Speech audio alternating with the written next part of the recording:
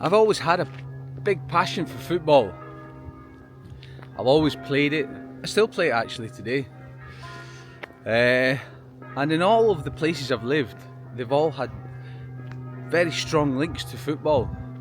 The first 10 years of my life, Glasgow Celtic was a big part of my upbringing.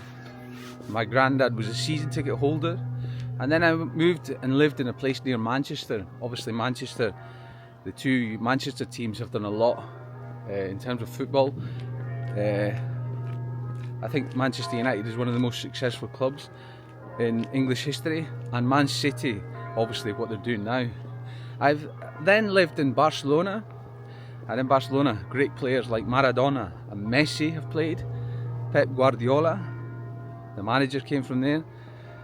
And now, 25 years, I don't live far from Milan, and we all know the great era in the 90s with Berlusconi in Milan. So football has always been a big part of my life and the places I've lived. Sorry, I miss Nottingham as well. I lived 4 years of my life in Nottingham, and we all know what Nottingham did in the late 70s with Brian Clough. I think he took a second division team up into the first division, which is now the Premier League equivalent, or Serie A, and he won 2 consecutive European Cups with them. So all the places I've lived in have all had strong connections to football. So I don't think it's by chance that I'm a big football fan. But I wanted to talk to you today about one thing, and that's the demise of Italian football, because on Tuesday Italy play a very, very important game to qualify for the World Cup. And if they don't make it, this will be the 3rd World Cup in a row that Italy have not been to. Before we go any further, could I ask you to consider subscribing? It would help me tremendously. It's totally free, and it would help me making more great content. I'm a Brit and I've lived in Italy for 25 years. Anyway, back to the video.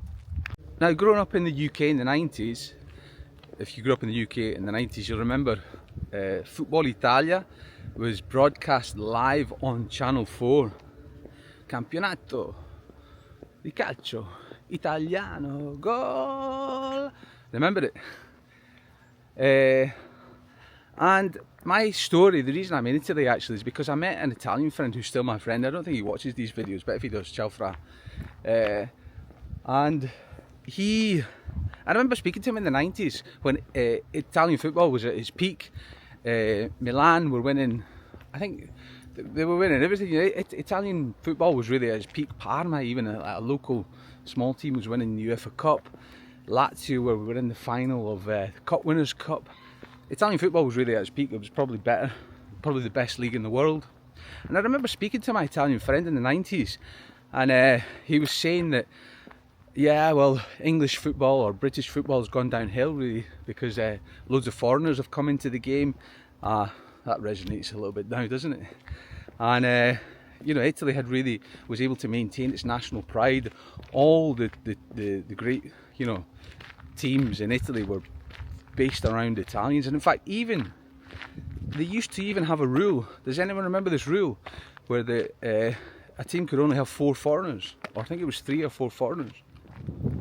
And I remember my young British self thinking, well, no, surely that's not the case. Surely the fact that you could bring the best players from all around the world and make the league better. But my Italian friend was adamant that that was making it worse. That the demise, or the fact that British or English football wasn't as good as Italian football, was because it was based around foreigners coming in. He thought it was the opposite. But now, here's my question to you. Now that Italy has adopted the same British model that's based around foreigners, which I think a lot of, or almost everyone has got into, apart from there's a few teams like Bilbao in Spain, I think there's another team in Germany where you have to be born in the place to play for them. But let's just say that football's going around the globalization, the model of globalization, where it's a free-for-all, everyone can come in and play. The rule of foreigners doesn't exist anymore. But yeah, we have the demise of Italian football. So maybe my friend was right. Maybe that is what's happening. Because I always think that here in Italy, yeah, football is like a mirror of is an expression of the way people live. If If you go back in history, the great Italian teams have always been based around their tactics, their defensive prestige. They've always had one or two very, very good players attacking minded, but the bulk of the Italian football was based around defence, which really is an expression of life here in Italy. Italians would rather spend 90 minutes thinking on how to save 800 euros on whatever than spend 90 minutes thinking about how to make 8 million euros setting up a company. Yeah, maybe that's an exaggeration, but that's an expression, that's the way the Italians live. And in globalization, or the way the way the system is here now in Italy, I speak from experience. My kids go to school here in Italy. There's a lot more foreign names in the classes now than there are Italian names. That way of thinking, that conservatism is being lost, and I think that's being reflected in football as well. So Italy is losing its core identity as a football team. You know, a strong team based around tactical awareness and defensive ability. It's losing that because of it's losing that because things are changing here in Italy, and I think there's obviously a problem with investment in grassroots football as well. You know, there's no team in Italy that have like Barcelona have. They have the football, the soccer schools that they have also in England as well.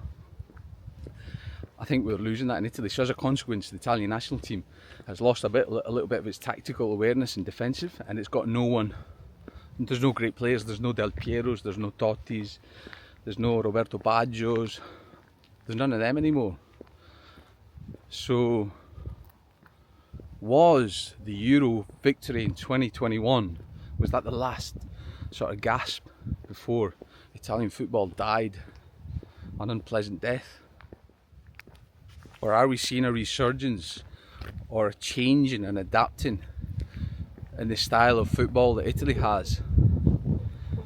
And can it qualify for the World Cup and even surprise us all and go all the way? Because we all know that historically Italy has always risen from the ashes. It's all, when it's been in its worst moments, it's always gone in one thing. 1982 World Cup, it was involved in a scandal with a striker, Paolo Rossi. He was involved in a scandal of, I can't remember what it was, but there was a scandal in 2006, the last time they won it.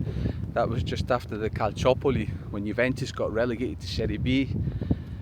So Italy historically has always risen from nothing. I don't know. It's an interesting point. Let me know in the comments what you think. Do you think the football in Italy is dead, or is this the beginning of something new? Anyway, guys, as always, please give it a thumbs up if you like this video. If you didn't like this video, give it a thumbs down. YouTube thinks you might like this video here. Ciao for now.